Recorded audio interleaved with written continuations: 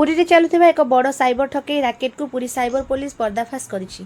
एही घटना रे 3 जन अभियुक्त गिरफ करा जायथिबा बेले अनेक एटीएम कार्ड, सिम कार्ड और मोबाइल फोन जबत करा जायछि। पुरी साइबर पुलिस थाना पक्षरु चलिथिबा विशेष म्यूल अकाउंट ड्राइव समय रे एही ठकेई चक्रर पर्दाफाश होइथिला। तदंतरे जणा पड़िछि जे अभियुक्त माने लोकंकु छोट टंकार लोभ देखाई तांकर बैंक अकाउंट, एटीएम कार्ड और सिम कार्ड नहीं साइबर ठकेई टंका लेनदेन करुथिले। एही चक्र स्पीडिंग एक्जिम प्राइवेट लिमिटेड नाम एक कंपनी गठन करी म्यूल बैंक अकाउंट माध्यम अवैध आर्थिक लेनदेन करुथिबा तदंतरे जणा पड़िछि। प्राथमिक तदंतरे प्राय 1 कोटी टंकारु अधिक अवैध ट्रांजैक्शन होइथिबा संदेह करा जाउछि।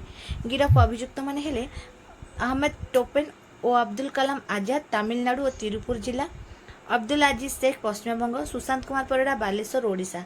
जबत सामग्री 15टी एटीएम कार्ड, 6टी सिम कार्ड, 7टी मोबाइल फोन, 7टी चेकबुक, कंपनी संबंधी विभिन्न दलिल।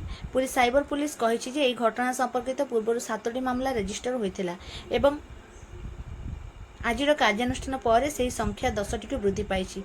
अन्य जड़ित लोक चिन्हट करने को तदंत जारी रही।